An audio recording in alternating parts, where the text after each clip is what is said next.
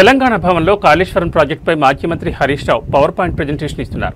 ఈ కార్యక్రమాన్ని మెదక్ జిల్లా బీఆర్ఎస్ పార్టీ కార్యాలయంలో ఎల్ఈడీ స్క్రీన్ ద్వారా లైవ్ టెలికాస్ట్ను జిల్లా బీఆర్ఎస్ అధ్యక్షురాలు మాజీ ఎమ్మెల్యే పద్మా దేవేందర్ రెడ్డి, నర్సాపూర్ ఎమ్మెల్యే సునీత లక్ష్మారెడ్డి, తాజా మాజీ జిల్లా పరిషత్ చైర్మన్ హేమలత శేఖర్ గౌడ్, మాజీ ఎమ్మెల్సీ సేరి సుభాష్ రెడ్డి, జిల్లా పరిషత్ మాజీ ఉపాధ్యక్షులు ఎం లావణ్యారెడ్డి, మాజీ గ్రంథాలయ చైర్మన్ చంద్రగౌడ్, మాజీ మున్సిపల్ చైర్మన్ ఆరెళ్ల మల్లికార్జున గౌడ్, మాజీ కౌన్సిలర్లు, మెదక్ నర్సాపూర్ నియోజకవర్గంలోని నాయకులు తదితరులు వీక్షించారు.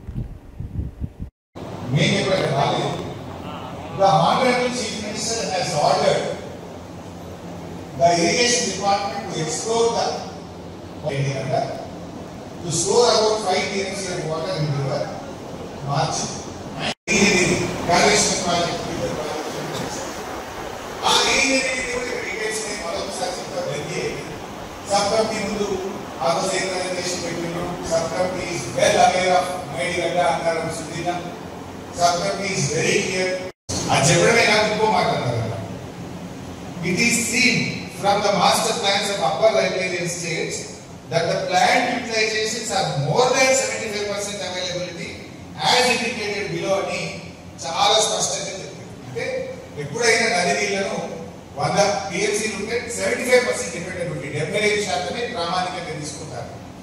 ఆ 75% తీసుకున్నప్పుడే 63 పైవాలైంది.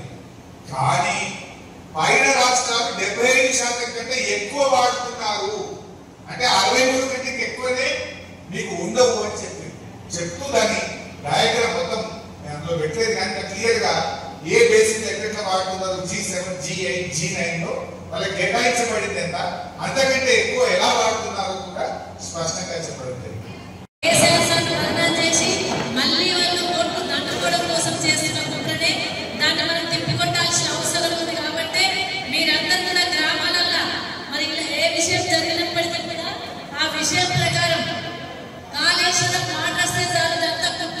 కేవలం రేవంత్ రెడ్డి కేసీఆర్ మంచి కార్యక్రమం చేసిండు, అందరికి నీళ్ళు ఇచ్చింది కాబట్టి ఆ రైతాంగం దృష్టిలో మరి చెడు చేయడం కోసం చేస్తున్న కుట్ర మాత్రమే.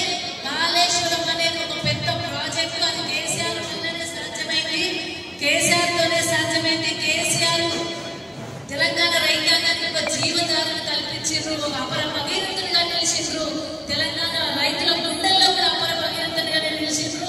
వాళ్ళు ఎన్ని కుట్రలు తంత్రాలు చేసినా, వాళ్ళు ఎన్ని రకాల కేసు పెట్టి ఇబ్బందికరమైన పరిస్థితులు కల్పించినా మనకే లేదు, జరిగేది లేదు.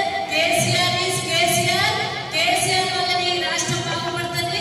రాబోయే కేసీఆర్ పరిపాలనే ఇలాంటి ప్రాజెక్టులు ఇంకా కట్టుకుంటాం, తెలంగాణ రైతాంగాన్ని కాపాడుకుంటామనే సందర్భంగా తెలియజేసి మీరు అందరూ వచ్చినందుకు మీకు అందరికీ ధన్యవాదాలు. ఇంకొక విషయం, మీరు అందరూ దయచేసి చేసినంత భోజనం చేసి తప్పుడు ప్రచారాలు చేస్తూ మళ్ళీ